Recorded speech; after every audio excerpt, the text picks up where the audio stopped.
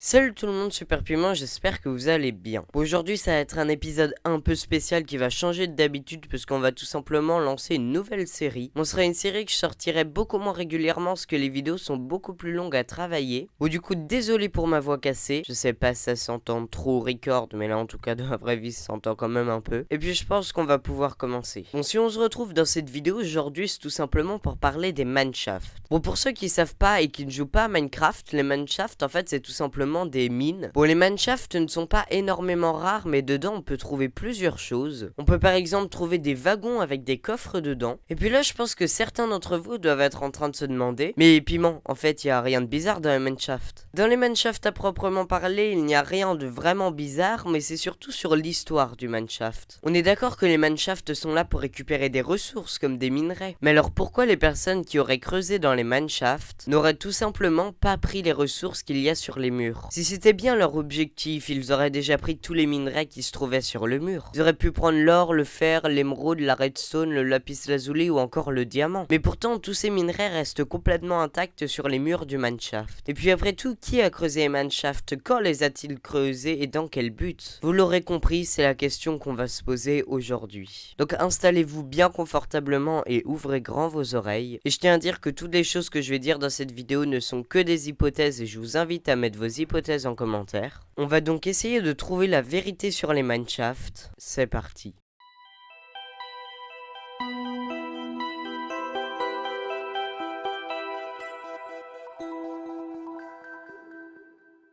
Tout d'abord, nous allons essayer de répondre à la question à quelle époque nous nous trouvons dans Minecraft. Et du coup, en faisant quelques petites recherches, je suis tombé sur ça, sur un forum du Minecraft français. Alors, on ne va pas se fier aux résultats de ce site car il n'y a que 22 votes au total, mais on peut déjà se donner une idée. Donc ça fait quand même une bonne partie des gens qui croient que Minecraft se passe au Moyen-Âge. Du coup, ce que j'ai fait, c'est que j'ai mené mes petites recherches pour savoir à quelle époque se passait Minecraft. Et voilà comment j'ai fait. J'ai pris plusieurs minerais de Minecraft comme le fer, l'or, le charbon, l'émeraude, le diamant ou encore le lapis lazuli. Et j'ai tout simplement regardé à quelle date a été découvert le minerai en question. Et j'ai ensuite cherché le minerai qui a été découvert le plus récemment. Et du coup, dans tous les minerais où j'ai fait une recherche, le charbon est le minerai qui est arrivé le plus récemment, qui a été découvert le plus récemment. Le charbon a été découvert vers les années 1700-1800. Dans Minecraft, nous nous trouvons donc entre les années 1700-1800 et aujourd'hui. Maintenant qu'on a répondu à la question quand, il faudrait maintenant qu'on réponde à la question qui. Et je vous passe toutes les recherches, mais pour moi, ce serait peut-être soit lui, soit lui. Eh mais Piment, t'es au courant que t'as mis un zombie et un Steve? C'est pas une erreur? Bah figurez-vous que non, c'est pas vraiment une erreur. Bon, voilà les explications. Déjà, le zombie. Pour ceux qui n'avaient pas remarqué, le zombie est la forme zombifiée de Steve. Du coup, j'ai des suppositions comme quoi avant il y avait plein d'humains dans le monde de Minecraft.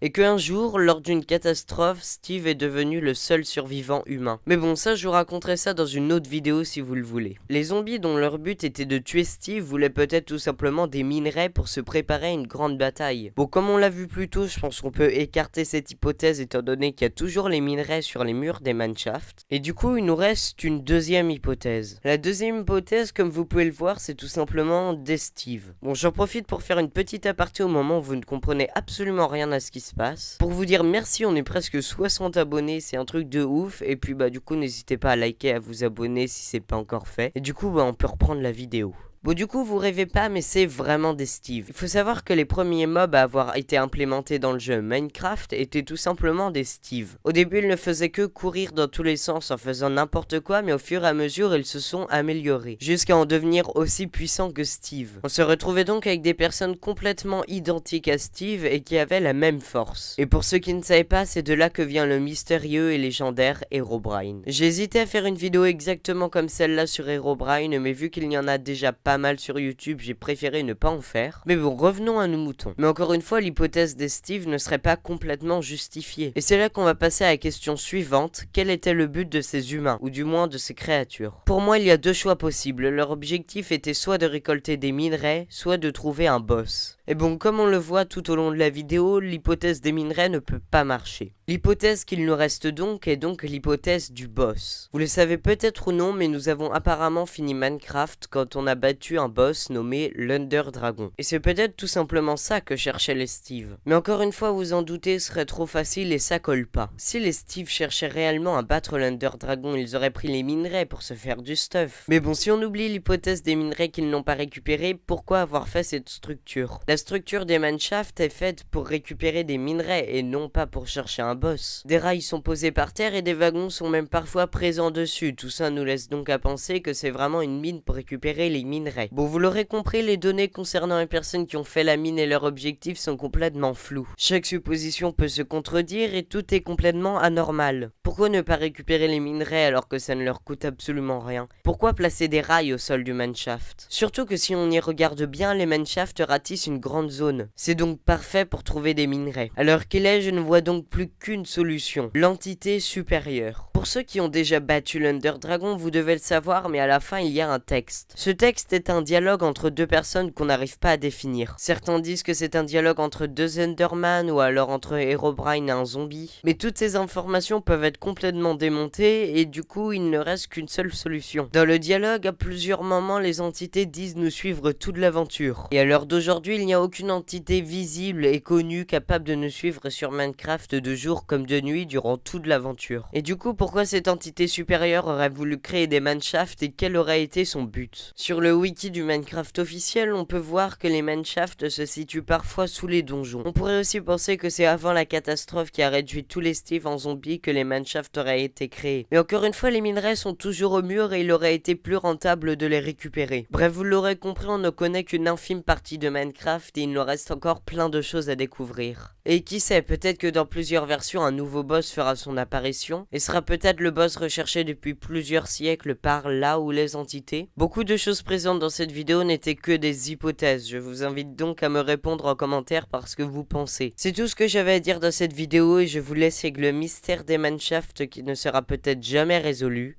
Ciao. Pulling out the coupe at the lot.